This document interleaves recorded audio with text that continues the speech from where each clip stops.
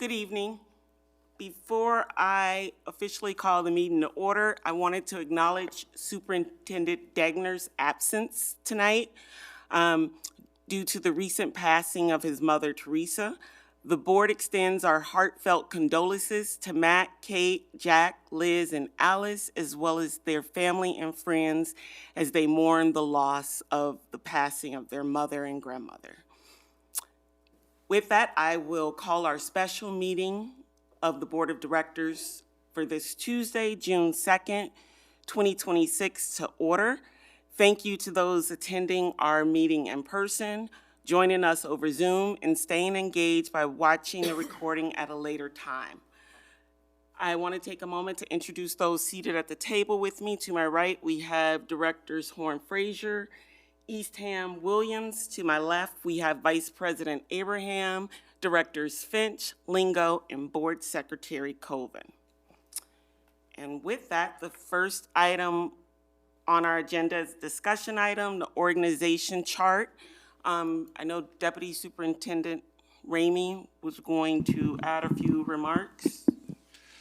Good evening. I know this was originally on the agenda for last meeting. Matt wasn't here, but we wanted to provide a quick update on where we are, part of the organizational chart. What you have in front of you this evening is a leadership piece. Obviously, we have a more robust chart on the website that has the layers throughout the central office. But tonight we're sharing this as it dovetails into your later discussion about the interim superintendent. And so providing what is the current version of what the central office could look like as of July 1. As I mentioned, the interim superintendent starts hopefully in about 28 days. And so they would have the opportunity, obviously, then to put their own stamp on this as well if it was something that they wanted to look at potentially differently. But as we sit here today, knowing where we've been this spring, this is where we would present the organization being. One caveat to that is we're not done with our admin moves for this spring. As you know, we're in the process of hiring a new special education director, hopefully as soon as this week. And so there still could be some movement. We can't really go into that very much as we don't want to try to impact inappropriately that process as we're in the middle of it. But there could still be some things that change throughout that. But two of the things to highlight, you see the consolidation of the Chief Human Resource Officer position, and those duties moved to the Deputy Superintendent, as well as moving the Ombuds role from a 1.0 to a 0.5. Those would be the notable changes, and again, with the acknowledgement that we do still have admin openings in the district, so which could create additional movement even before we get to July 1st. With that, I would open for any questions or discussion. Thank you. Feel free, directors. Chase, one comment I noticed that we received in email messages is that some folks are wondering if this chart could have the names of the people occupying or in these various positions.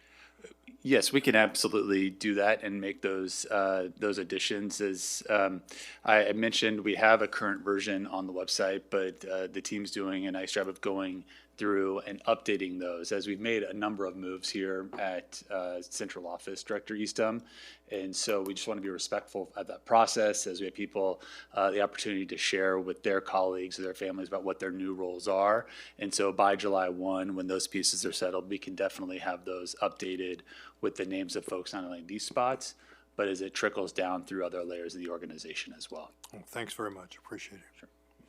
I wonder if we could level set first before we get into any further discussion about how to read the chart, because I am a little bit confused by what the dotted lines signify and the light colored blue versus the dark colored blue, and how some positions appear to be reporting to the superintendent as well as the deputy superintendent. So could you clarify those things for us?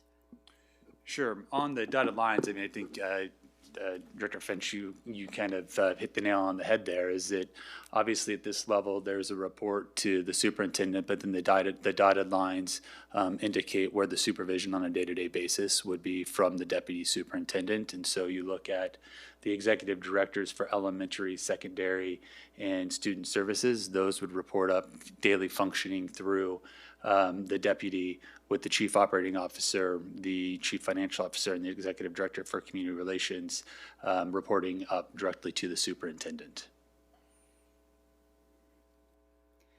I wonder if there is a better way to diagram that in that case, because I think we could make that more clear with maybe some cleaning up of the diagram, because that's not, I think maybe that's not readily apparent when reading this, that explanation that you gave me. Thank you for that.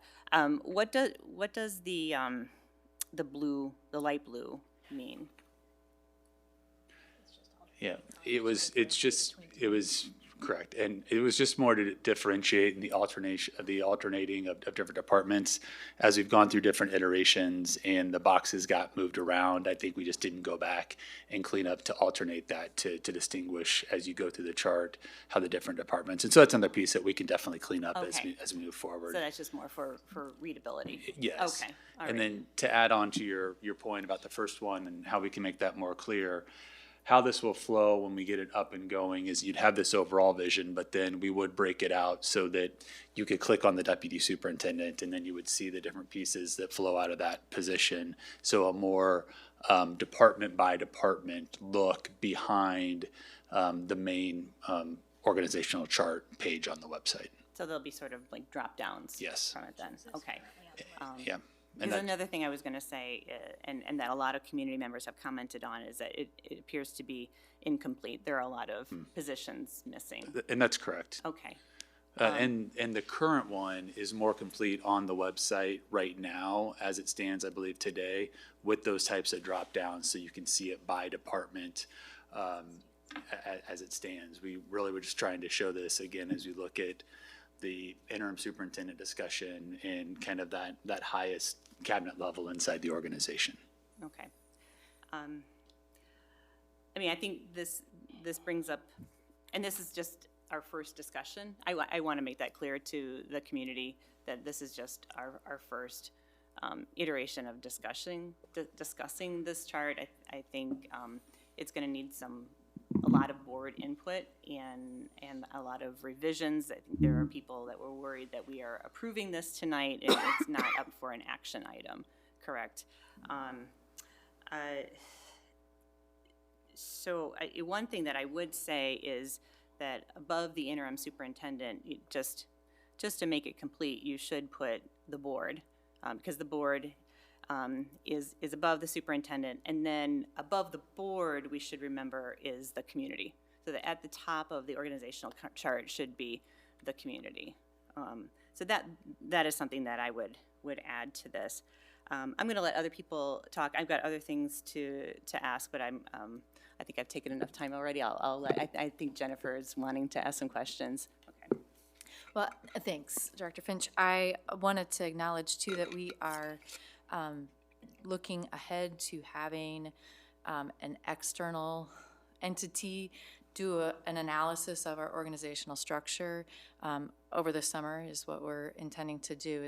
That's still the plan, right? I know there's an RFP. Yes, thank being you for prepared. mentioning that, and it'll be probably late summer. We're going to bring those RFPs to you next week, so you can see the scope of that. But that's a great point that I should have made earlier, that we are also going to have an external entity look at this and work on this with us as well. And I'm very glad for that, because I think that, as Director Finch mentioned, we've heard a lot from the community. I understand why. There is a lot in flux, as you're mentioning now. There's a lot that cannot actually be shared at this point. I do think one of the things that I'd be very interested in learning more about from whatever the external party is that's going to be conducting that analysis is their input on best practices in other districts of our size.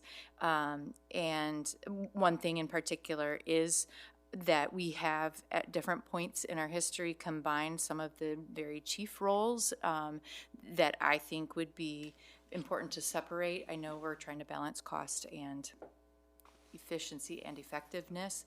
But I think that'll be part of the conversation later this summer.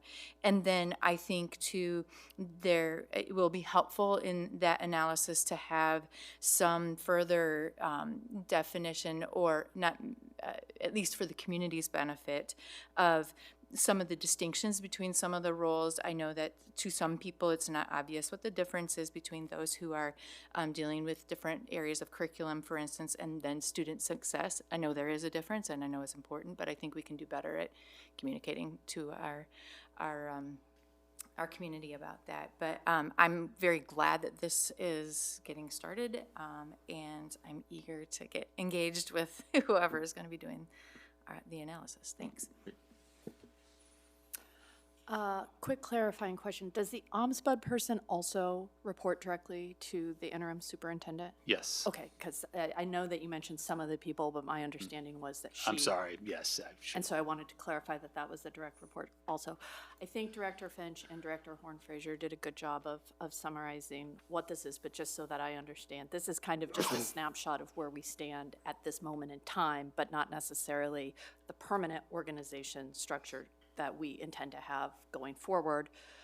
You mentioned the interim superintendent may have some decision-making process or say in what the org chart looks like under his or her leadership, but then also the RFP and the engagement with the consulting firm is also probably going to influence what this organizational chart looks like. Is that an accurate summary? I think it's a very good recap. Yes, thank you, Director Williams. And I'll just share what Director Horn-Fraser shared. I am looking forward to seeing the RFP and getting that work started, because I do think that the sooner we can get a more permanent organizational chart in place, the better for the community, but we do have some work to do before we can get to that, and I look forward to that work. And I was thinking and reflecting on what Director Horn-Fraser said, and so when we bring that next week, I think we have it listed under discussion, and obviously we'll have a framework, but some of the points that Director Horn-Fraser made, if there are things we want to make sure that the consultants or outsourced organization take into account or look at as part of their expertise, we can note those so that we make sure that's encapsulated in the frame or the scope of the work that they do.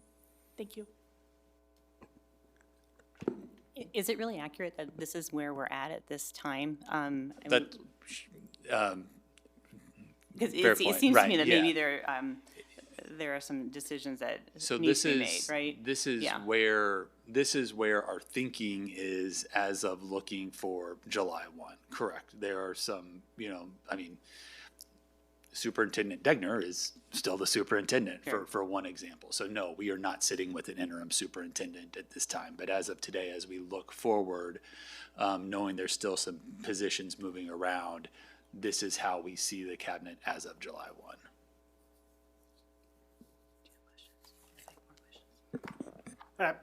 Let's get into it. I, like many in the community, are not sure why it took so long to produce this. First, been being asked for several months, given the importance and that it's not huge. It's a total of 15 positions, I believe, and maybe one plus or minus one. I see no reason why it couldn't have been posted Friday instead of Monday at 4. And it's, as a substantive governing document, and time for the directors and the public need time to disseminate these kind of things. Continue on the point of wanting to know the people whose names and the positions, who they are that are actually working there. When you go into the actual online chart, the name is not there, the current one that's up. Then, as Director Finch and Horn-Fraser both pointed out, the chart is missing some of the most important boxes, which is the governing body, the board of a small d democratic institution, and then the public above them in the communities. That being said, and well, if we put the board on there, I want to see a direct line from the ombudsperson to the board and the superintendent, whoever it is, just because of potential conflicts of interest popping up.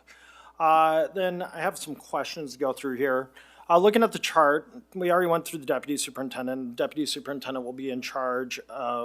We'll have, let me repeat it again, the executive director of elementary, and those under them, executive director of secondary, and those under them, and the executive director of student services, and those under them filtering through the deputy superintendent.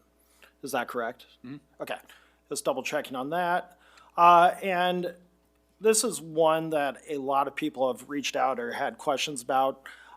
With the elementary, the executive director of elementary, they have the director of special education, and the executive director of secondary has the director of curriculum instruction and assessment.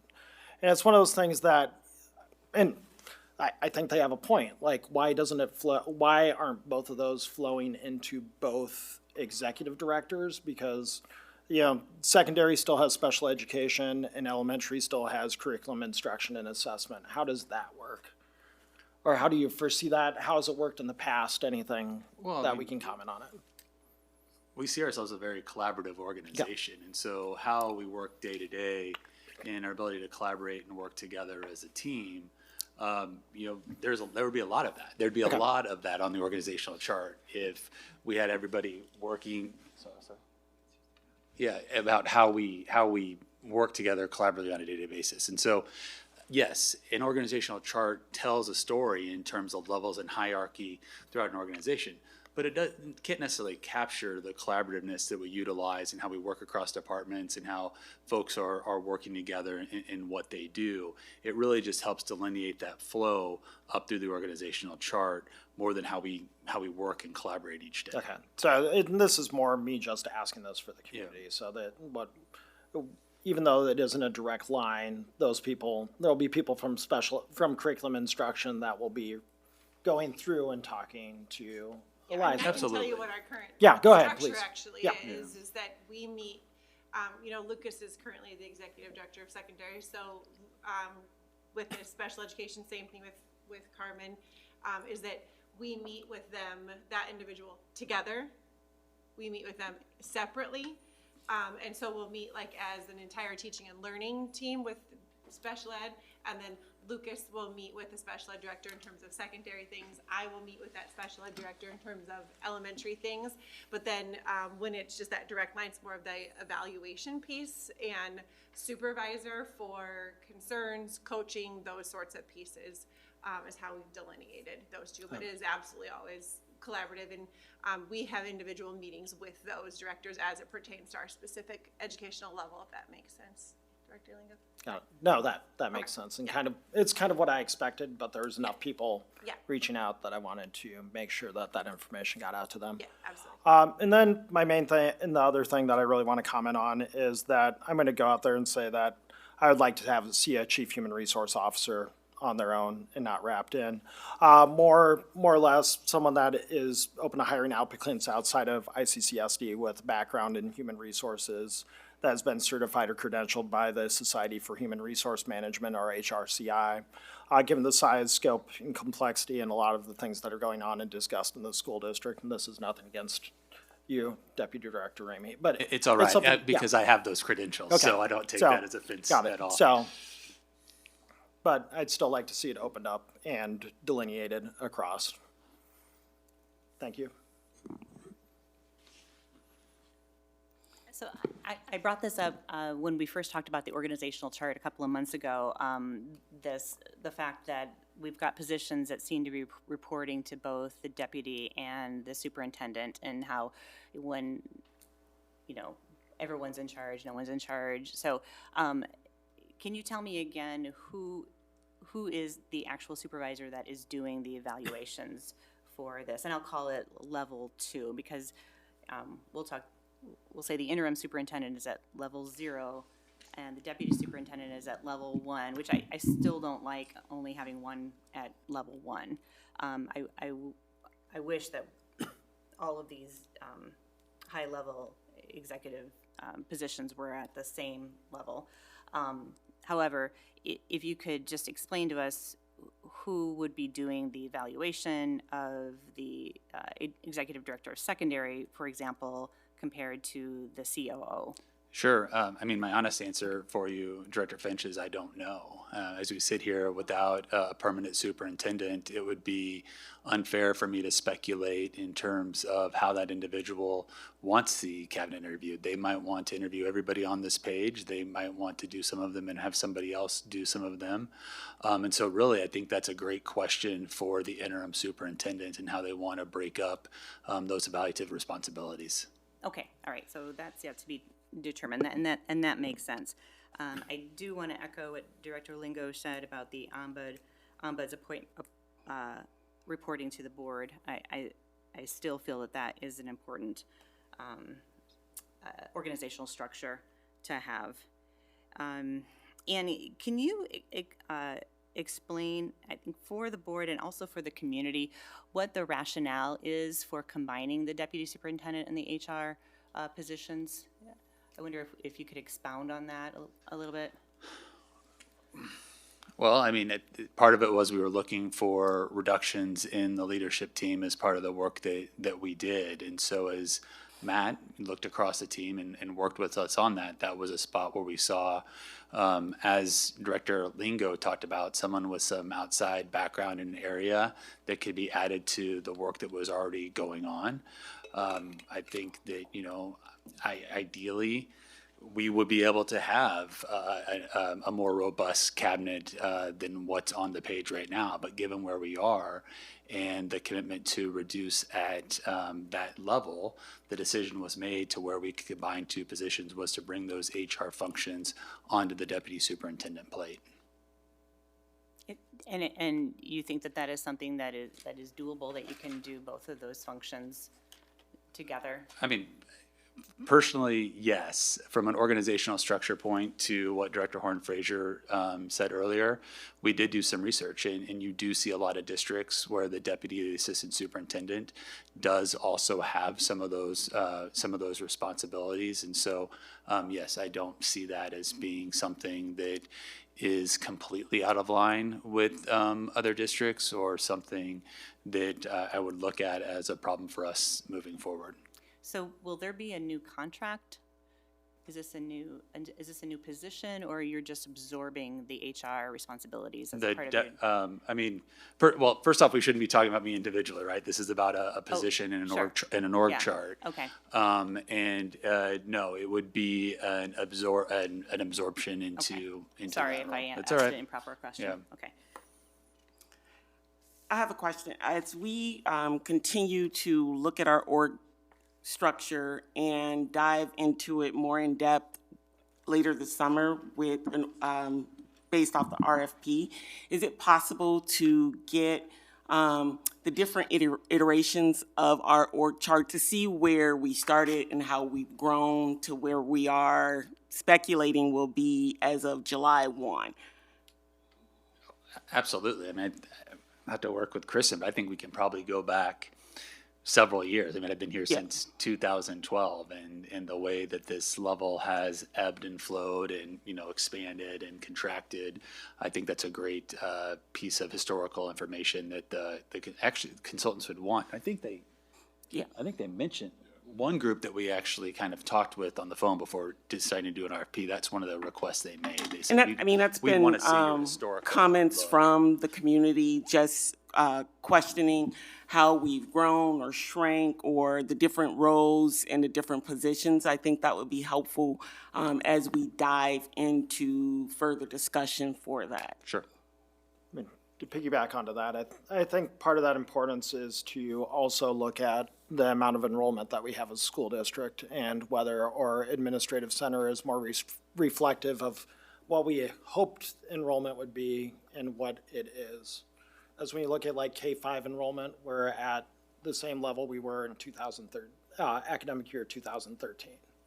So it's like, what did the org chart look like in 2013 compared to what we thought or hoped it would be in 2024 or 2025? So I really appreciate that idea. Sure. And I might add to that a couple of things. One, I assume the consultants that are going to look at organizational structure and make recommendations will be very much aware of our strategic plan and incorporate the goals of that plan into their decisions or their recommendations about organizational structure. That would be my hope as well, yes, and that would be part of those documentations, background documents that we would make sure that they would have for that work. Okay. And second, in terms of going back in enrollment history and thinking about structure 13 years ago and structure now, the district's enrollment was different in 13 years ago than it is now. Our demographics changed dramatically or discernibly since that time. And that is in, I think if we compared strategic plans then and strategic plans now, we would see a difference that's related to changes in demographics as well. I'd agree, and I think all those things will be taken into account. I mean, a lot of times we use COVID as a mark, right? And where education changed a lot, and how we administered education or what we saw as the responsibility of a school system prior to COVID has changed since we've come out of COVID. And so our hope is that an organization would take in all of those different aspects of how we have evolved as teaching and learning centers, as schools, as school districts, in how they would look at that. Thank you. So it's fair to say that what we see here is our best guess of July 1. We want input from the interim superintendent. We have personnel changes that may make this look different. And we also will get a more fleshed out with everything else on here before we are done with looking at the org chart. Yes. Yes, okay. Additional questions or comments from directors? All right, thank you. That takes us to our action items for tonight. The first one is the superintendent resignation. Are there any questions? Yeah, I had one that I wanted to share from the community about the question of legal advice for this process and whether the superintendent's counsel on this is the same as the board's. Does anybody have information on whether? I saw that question come in, and I reached out because I was on my way over here for the meeting, and our board council shared that they have not assisted at all. Thank you. I'm sorry, I didn't quite follow that. Ehlers is saying that they have not represented the board, or the superintendent. Right, they did not work with the superintendent on this. Okay, yeah, that was my understanding too, so thank you. President Malone, I want to make a comment or two about Matt's work with the district while he was superintendent. That could fall under an evaluation. So just keep that in mind. Not Okay. saying you can't make comments, but just keep that in mind. Okay. Go for it. My comments are reminding the board of comments that were made to us at a open meeting from a member of the community. And that member was Royce Porter. I've talked to Royce about her comments, and she had agreed to me to bring them to the board again. And I bring this up because it's important to me to recognize Matt's accomplishments during the time that he has been superintendent. Royce said to us several weeks ago, she said that leadership is more than budget and policies. It's about protecting progress, supporting those doing the work, and standing firm when the pressure rises. She says Matt listens, Matt collaborates, and Matt acts. And because of that, families trust this district more today than they did years ago. She says, I know hard budget conversations are happening. I respect that responsibility. But she continues, you cannot put a price on trust. You cannot measure belongings on a spreadsheet, and you cannot afford to cut the very programs that are finally making our schools safer and more inclusive for Black and brown students. Matt Degner has consistently shown up for the community, especially when it's difficult. He has helped build bridges where walls once existed. He has centered equity with actions, not just words. And I think that, to me, that captures very much what I see Matt has been, what Matt has been brought to this district and the students in the district over the time that he has been superintendent, and why I admire his tenure and work here. Thanks, President Malone. So I'm going to keep my comments to the action item at hand, which is his resignation letter. And I have some concerns about this, and I'll just say up front that I'll be voting no on this action item.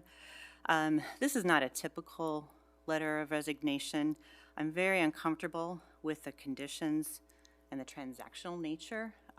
It reads more like a legal contract than a gracious letter of resignation, which would be typical. The board gives direction, not the other way around. And we should consider the message that are approving this particular letter of resignation, the message that sends to our community. Right now, there is a narrative that this board is a rubber stamp.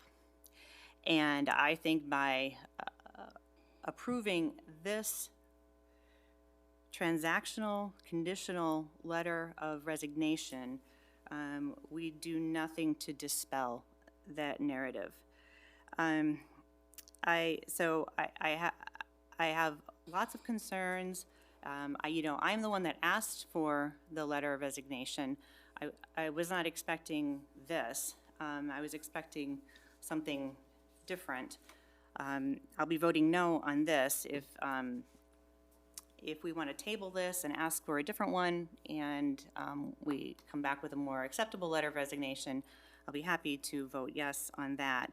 I'm concerned about if we approve this tonight, our ability to put protective language in the executive director of secondary schools' new contract, which would protect the district and protect our community from claims and liability. I'm worried that this could be interpreted as a waiver of claims, a release of liability, a settlement, or a relinquishment of our rights. And so I did want some advice from our legal counsel, specifically on whether or not that language needed to be put into the new contract. And so I feel like we can't approve this until we hear from legal counsel on their opinion on that. None of the changes that I've asked for, in terms of removing this conditional and transactional language, should give anyone heartburn. The purpose is simply to protect our district, our taxpayers, and our stakeholders. And if there is resistance to preserving the board's rights and remedies that would warrant additional scrutiny, I guess I would view that as a red flag. So again, I will be a no.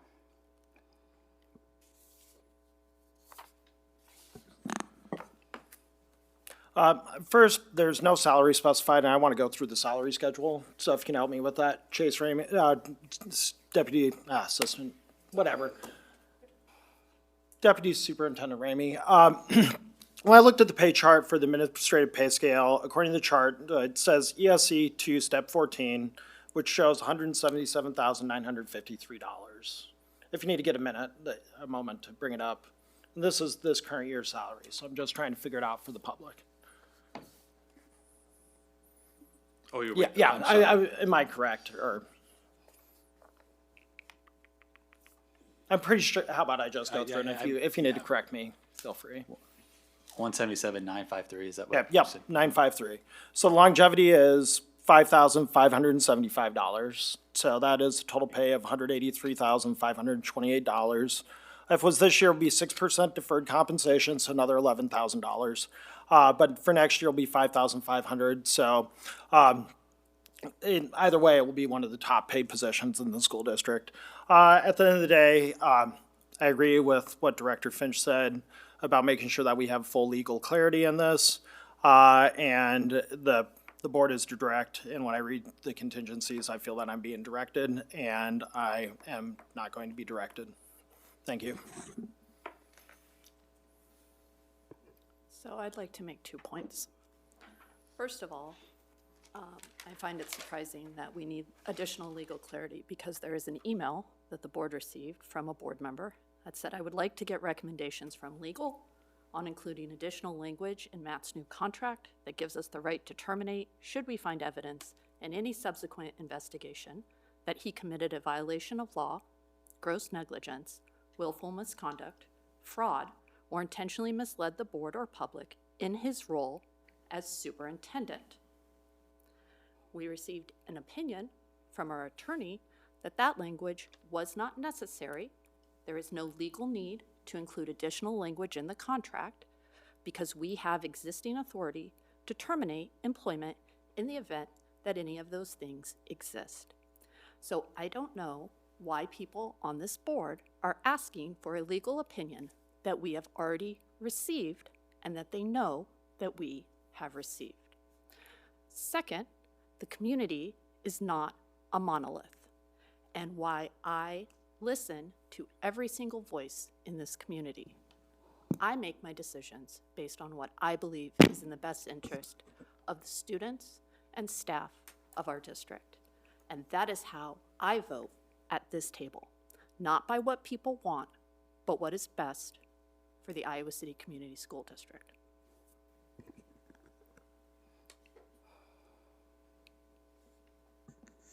Thanks, Director Williams. I had comments very similar to those myself. I want to say, Director Williams, that I appreciate very much your elucidating that. That's exactly what I concluded too as I read the email messages that we've received recently.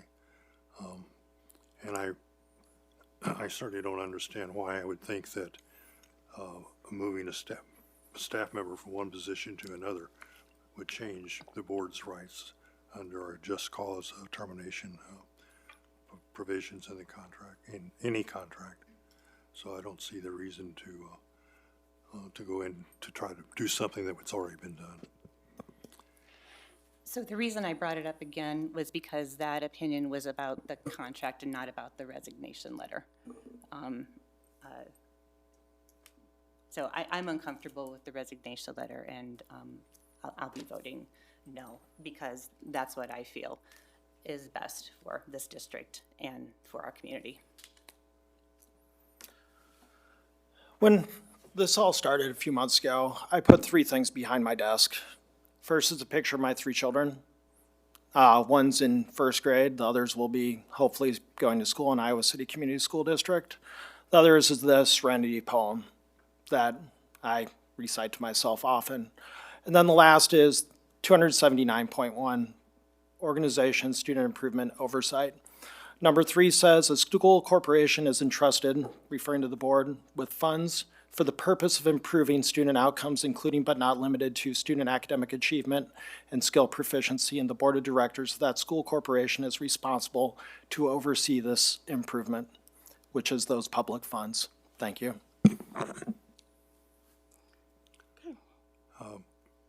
I just want to make one final comment, if you don't mind, President Malone. Go ahead. The narrative that we've heard during board meetings about Superintendent Degner's past work is not the sole narrative that exists in this community about Superintendent Degner's past work. There's an entirely different narrative that I hear, that I'm aware of, that is much more much more clearly recognizes Superintendent Degner's work Can- for can- equity. and Can we equity. keep the careful. discussion to the item at hand, which is a resignation letter, please? I was saying, Director Eastham, you have to be careful about drifting over into evaluation. Oh, well, thank you. I'll try to do that. Thank you. So, thank you. Is there a motion? I would move to approve or to accept the superintendent's resignation letter. Second. Board Secretary Coven, ready to vote? Online voting is open.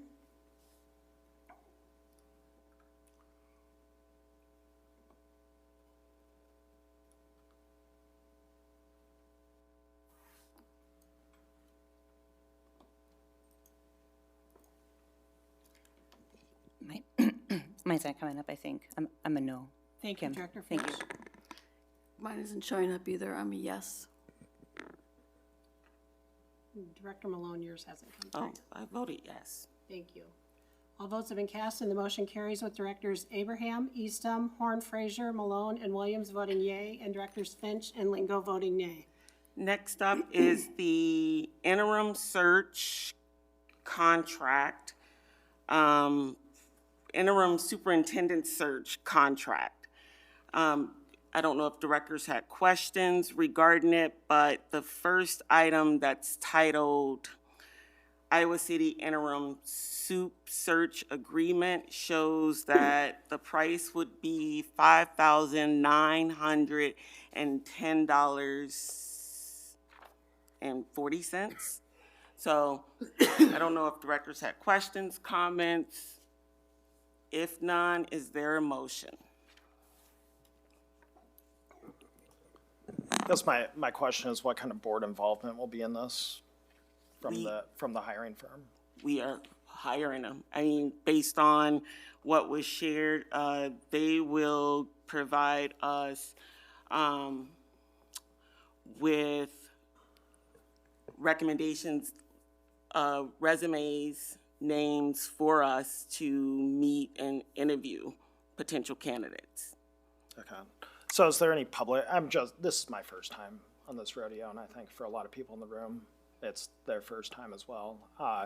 So does this typically, this person collects the information, goes out and does the headhunting, they bring us the information back, and it goes to the board for a quick, well, not quick, but an interview process. Well, I'm thinking like typical superintendent searches are longer than this, so. Yeah, we have a deadline. Yeah. So, given the deadline, we can try and get as much in there to mirror what a full superintendent search would look like. okay. Director Lingo, just for some historical context, Yeah, the go last ahead. time we did it, it was during COVID, so we couldn't meet anybody in person, and I think we opened the interim spot open just to internal candidates. But the board did, we interviewed every single candidate via Zoom, but in groups of 3. So we, Yeah. not as a group of 4, but all of the board members participated in all of the interviews of all of the candidates. And then I think we had a board meeting where we, as a group, selected. Okay. And I'm not saying we have to do that this No, time. I'm just more to curious tell- like Yeah, that. just to tell you how. Because I saw the timeline and it's truncated because Oh, again, we have to Yeah, have. but we can get as much in there as Okay. possible as we determine once we get names and applications and talk as a board, what's the next steps? And I see that the screening interviews or initial interviews are slated for the week of June 15th, and then the full formal interviews are the following week, so we can clear our calendars. Yeah. Thank you. Anything else? If nothing, is there a motion? A motion to approve the contract? Seconded. Board Secretary Coven, ready to vote? Online voting is open.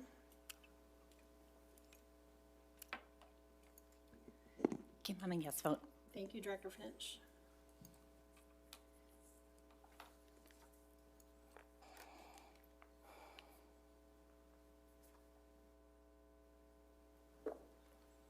Director Malone, how would you like? Oh, yes, Thank you. It All said I votes have been voted. cast and the motion carries with all directors voting in favor. thank you. And that concludes our meeting. Is there a motion for adjournment? Motion seconded. All right, all those in favor? Aye. Meeting is adjourned. Thank you.